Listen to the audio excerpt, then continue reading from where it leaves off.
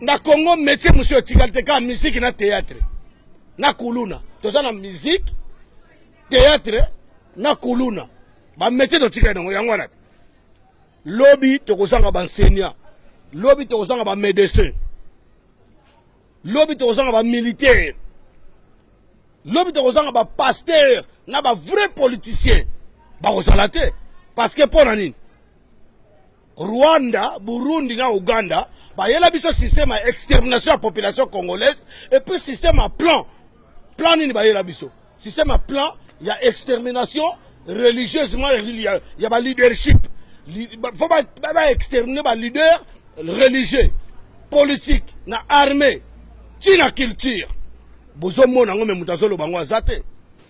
La difficulté du Congo RDC, c'est sa richesse. Puis-je rappeler que Laurent Désiré Kabila était allé chercher, on est allé le chercher parce que l'Ouganda et le Rwanda avaient décidé, sur ordre d'une puissance extérieure, je peux donner des précisions, d'envahir le pays. Puis-je rappeler que pendant que Laurent Désiré Kabila envahissait le pays, un certain nombre de sociétés signaient des contrats, c'était des sociétés américaines. Puis-je aussi rappeler que lorsque Laurent Désiré Kabila se retourna en étant un patriote pour son pays, on décida, ici à Bruxelles, j'ai eu l'information, je peux dire de qui il est décédé depuis, son élimination, et qu'on est allé à Washington chercher également l'ordre, et il fut éliminé 15 jours après. Et puis-je rappeler qu'on est allé chercher alors Joseph Kabila en se disant, ce jeune, on le manipulerait parce qu'il n'était pas il était de nationalité rwandaise et qu'on allait en faire un président. Tout ceci est de la manipulation. Ce qu'il faut pour la République démocratique du Congo, c'est une souveraineté retrouvée, une armée qui se batte effectivement, une MONUSCO qui est au service de la paix et qu'on arrête les prédateurs qui sont liés au crime organisé et avec des États hypocrites liés à des multinationales. Je vous remercie. Tout ça, bon, nalobi,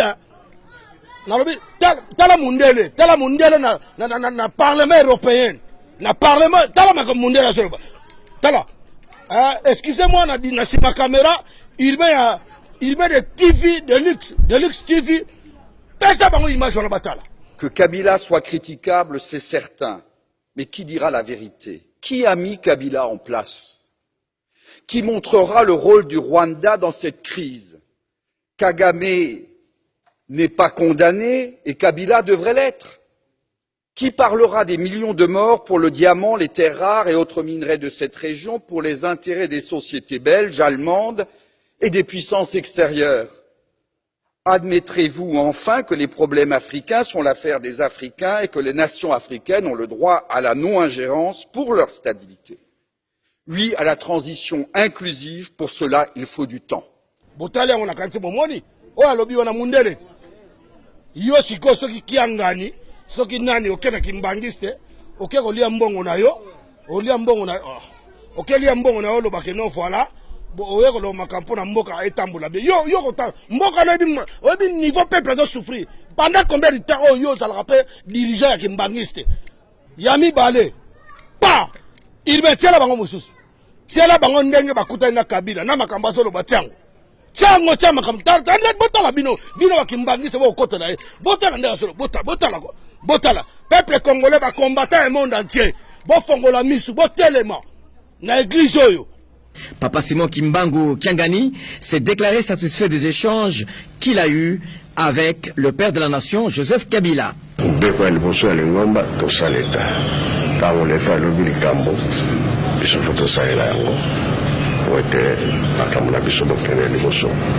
L'État na lingomba bakendaka ensemble yango bakoki kosimba bon ozomona ke l'État asala mibeko na ye biso lingomba fo tolanda mpe mibeko l'État makambo aza koloba po tokontinue nyonso eutaka na nzambe soki alobi likambo yango tokosalela parce que l'État nde apesaka permission na makambo nyonso biso lingomba tosalelaka mais soki obosani l'État bien makambo tozosalela ekopesa mobulu. Merci nongo tiango bamoni bango moko boyoki makambo azosala. Est-ce que boyoki nga azofinga mutu te nga azokosela mutu makambo te bapreuve yango wana donc président moko sa charisme ba veste minene bilambe pola alena yo tata simo soki tata kiangani ozokende pe kuna na yake awa kona loba muvila na yake awa pona loba ngai tata kiangani na yawa poto sikola mtobongisa mboka biso mibeko na biso bizaka kobanga leta ale yango to yawa pona kodona tata mokonde ba iso tata mokonde ekolo illégitimité wana yebi yango te mandat na esilaka mandat na esila le 19 décembre 2016 oyebi yango bien ese yaza président ozoka kutana naye atake miyibi donc yo miyibi wakoti na mboka bazoyiba mama mboka ale yo ke kuna oke komibaka mapona mama mboka prophète le vrai prophète papa Simon Kimbangu o biso to adoraka nzambe na biso est-ce alobaka ke ye Rwanda mdakoma na place wana bien alobaka ke to banga l'état babanga l'état zo mipesa valeur tokobanga l'état te l'état zo boma bato to violer bato l'état mo omona l'état wapi baso boma na ba province baso boma na ba Ituri na ba Beni na ba Kasai na ba Kongo baso boma et posa mayele mingi te papa wana na oyebisa na ba bino tuna basango ba mayele te surtout papa wana okena kingaka to kelu kwani na kingaka na kingaka to kelu okay boyoka makambo okay yiba mbongo na yo mbongo mboka bazo yibango ingeta la lutte continue. Le Congo sera libéré, libération totale. Pas d'élection, pas de dialogue, pas de journée filmante, pas de conclave.